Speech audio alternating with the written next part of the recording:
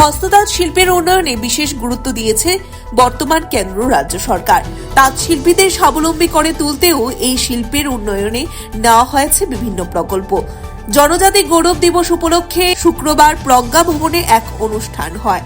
হস্ততাঁত অর্থাৎ অনুষ্ঠানে হস্ততাঁত শিল্পীদের হাতে টুলকিট সহ নানা রকম প্রয়োজনীয় সামগ্রী তুলে দেওয়া হয়। উদ্দেশ্য হস্ততাঁত শিল্পীরা যেন স্বাবলম্বী হতে পারেন, সেই সঙ্গে এই শিল্পের যেন প্রচার ও প্রসার ঘটে। Chief minister tribal weavers development programme নামক প্রকল্পে সহায়তা প্রদান করা হয়। রাজ্যের বিভিন্ন জায়গা থেকে বাছাই করা জনজাতি সম্প্রদায়ের তাঁতিদের এই সহায়তা প্রদান করা হয়েছে। অনুষ্ঠানে হস্ততাঁত ও কারু শিল্প দপ্তরের আধিকারিকরাও উপস্থিত ছিলেন। আজকে তো আমরা এই যে প্রোগ্রাম, এটাকে আমরা দুটো ভাগে ভাগ করতে পারি। একটা হচ্ছে আমাদের যে জনজাতি গৌরব দিবস,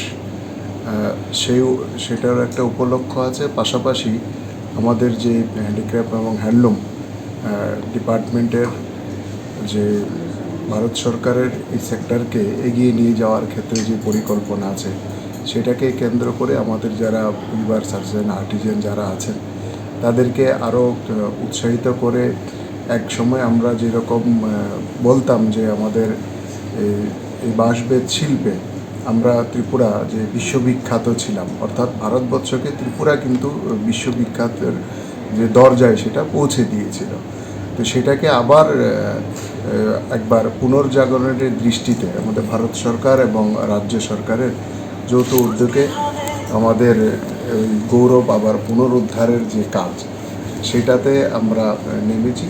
এবং আমাদের যারা উইভার, আর্টিজান যারা আছেন, তারাও যাতে আমাদের এক ভারত শ্রেষ্ঠ ভারত গঠন করার ক্ষেত্রে তারা সবাই যাতে স্বাবলম্বী হয় এবং নিজের পায়ে দাঁড়াতে পারে এবং দেশকে এই সেক্টরে স্বাবলম্বী করতে পারে, সেই দৃষ্টিতে ভারত সরকার এবং আমাদের রাজ্য সরকার যৌথভাবে এই ধরনের প্রোগ্রাম নিচ্ছে।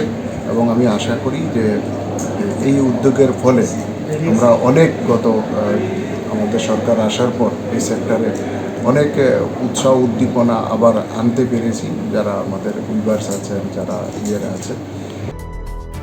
Bureau report, CNE TV. CNE TV, channel for news and entertainment.